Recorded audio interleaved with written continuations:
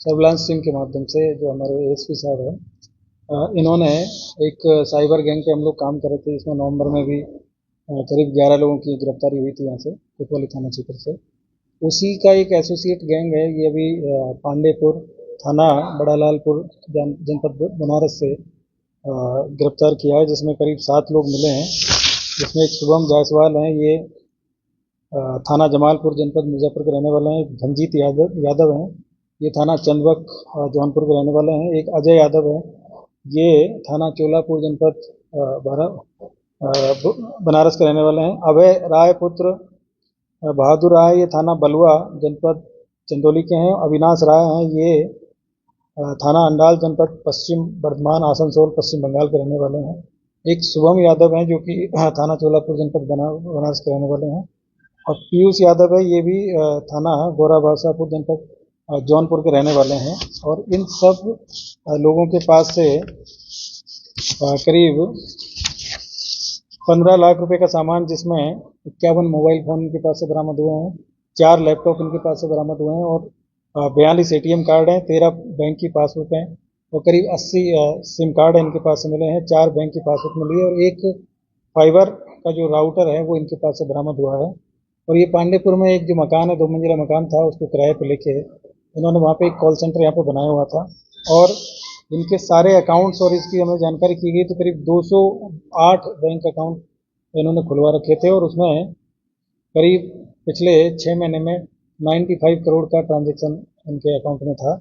और इनके जो सभी 208 अकाउंट हैं, उनमें से जिन जिन अकाउंट में पैसा था उनको फ्रीज करा गया है। तो करीब 1 करोड़ रुपए की धनराशि उसमें फ्रीज कराई गई है। और ये लोग काफ़ी दिन से यहाँ पे काम कर रहे थे। आजमगढ़ में जो यहाँ पे छापा पड़ा था, उसके बाद जो लोग गिरफ्तार हुए थे, तो इन लोगों ने अपना यहाँ से जो बाकी जो गैंग मेंबर थे, उन्होंने अपना स्थान परिवर्तित करते हुए और ये बनारस में इन्होंने अपने आप को शिफ्ट कर लिया था।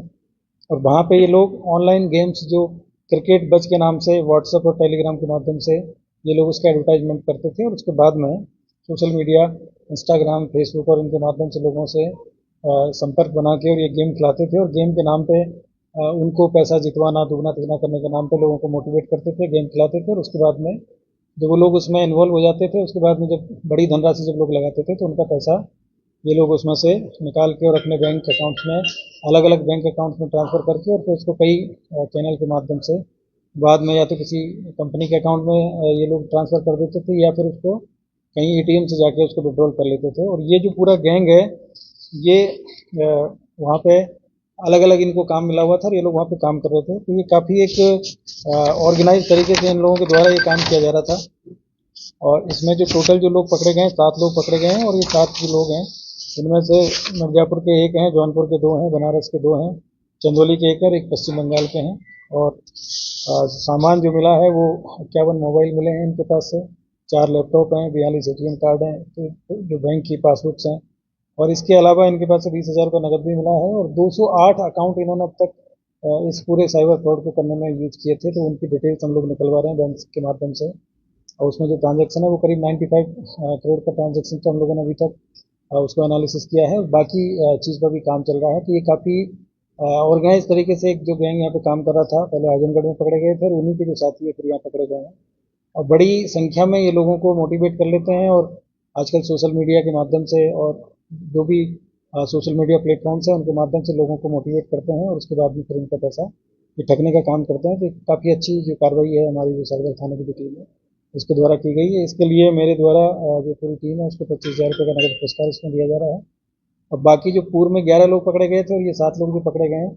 अभी इसमें इनके जो मास्टरमाइंड हैं और जो लोग इनको ऊपर से जो इनको खिलाते हैं और जो ऑर्गेनाइज कर रहे हैं, जिन पे हम लोग काम कर रहे हैं, उनके जो बैंक अकाउंट्स के माध्यम से, उनके जो मोबाइल जो आपस में जो उनका कन्वर्जेशन है, वो सारी चीज़ों की जानकारी करके और उन लोगों के बारे में जानकारी की जा रही है। अभी तक ये जो लोग मिले हैं, ये लोग सिर्फ अकाउंट में जो अकाउंट मेंटेन करने का काम, गेम चलाने का काम करते थे। इनका जो और जो इनके जो मास्टरमाइंड है वो अभी तक इसमें पकड़े नहीं गए हैं, उनको ट्रेस आउट किया जा रहा है। उनकी जानकारी इनको भी, मतलब जो गैंग मेंबर पकड़े गए हैं अभी तक, तो ये भी ऊपर वाले लोगों को प्रॉपर तरीके से नहीं जानते हैं। अभी तक कुछ लोगों की जानकारी है, इस पर हमारी टीम काम कर रही है। और एक दूसरी जो चीज़ है कि ये जो लोग हैं, ये बहुत ही स्मार्ट तरीके से ये सारा काम कर रहे थे। और सारा जो पैसा है वो जो बड़ी कुछ फर्जी कंपनियां इन्होंने रजिस्टर करा रखी है, उनके अकाउंट में ट्रांसफ़र कर दे रहे हैं। कुछ लोगों के द्वारा एटीएम से विड्रॉल करके और कुछ सामान की परचेजिंग भी की गई है। तो हम लोग इस पे काम कर रहे हैं और इसमें इन्होंने जो मोबाइल जो होता है इनके पास में, जो इनसे भी जो लोग संपर्क करते हैं, तो उसको इन्होंने कॉल स्पूफिंग करके, और उसमें जो नंबर है वो इंटरनेशनल कॉलिंग का नंबर होता है। और अभी तक जो नंबरों की जो इन्होंने जो पता चला है कि उसमें एक जो नंबर है वो श्रीलंका से जुड़े हुए हैं, एक यूएई के जो उनके जो पिन कोड है वहाँ के जो सब सब्सक्राइबर जो कोड है उसका यूज इनके द्वारा करके और इंटरनेशनल कॉलिंग करके ये लोग इस तरीके से लोगों को मोटिवेट करते हैं जिससे कि वो पकड़े ना जा सके, मतलब। और मुझे लग रहा है कि हम लोगों ने जो काम किया है, ये लोग यहीं के लोकल लोग हैं और इस तरीके से जो इंटरनेट कॉलिंग के माध्यम से लोगों को ठगने का काम करते हैं, तो उस पर हम लोग काम कर रहे हैं। जल्दी उन लोगों को भी हम लोग उसमें पकड़े। सर, इस पूरे मामले में श्रीलंका, यूएई और भारत में ये लोग कैसे नेटवर्क बनाए हुए थे? जैसे क्या ग्रुप के माध्यम से बनाए थे या टेलीफोनिक वार्ता भी इन लोगों के बीच में होती थी किसी से? देखिए, मैंने जैसे आपको बताया कि ये लोग जो इनके जो मास्टरमाइंड हैं, उन लोगों के द्वारा कुछ लोगों को मोटिवेट करके अपनी कंपनी में काम करने के लिए उनको मोटिवेट किया जाता था, फिर उनको एम्प्लॉयमेंट दिया जाता था और इनको 20 से 25 हज़ार रुपये पर मंथ की तनख्वाह मिलती है। इसके अलावा इनको फेक अकाउंट कहीं और जगह से मिलते थे, सिम कार्ड है वो कहीं और जगह से अरेंज किए जाते थे, और उसके बाद में इन लोगों का काम था कि जो पैसा आता था उसको जो गेमिंग ऐप के जो अकाउंट है उससे निकाल के दूसरे अकाउंट में डालना, फिर दूसरे अकाउंट से कोई दूसरे अकाउंट में डालना और कैश विड्रॉल कर लेना, फिर कोई और आदमी आके कैश ले जाना, फिर दूसरे को उसको डाल देना। तो ये एक बहुत ही ऑर्गेनाइज तरीके से काम करने वाला एक गैंग है, इस पर हम लोग काम कर रहे हैं। और कुछ इनके और लोग हैं जो कि मतलब वो हमेशा इंटरनेट इंटरनेट कॉलिंग है उसी के माध्यम से ही इनसे कांटेक्ट करते हैं, तो उनकी एक्चुअल जो जानकारी इन लोगों के पास में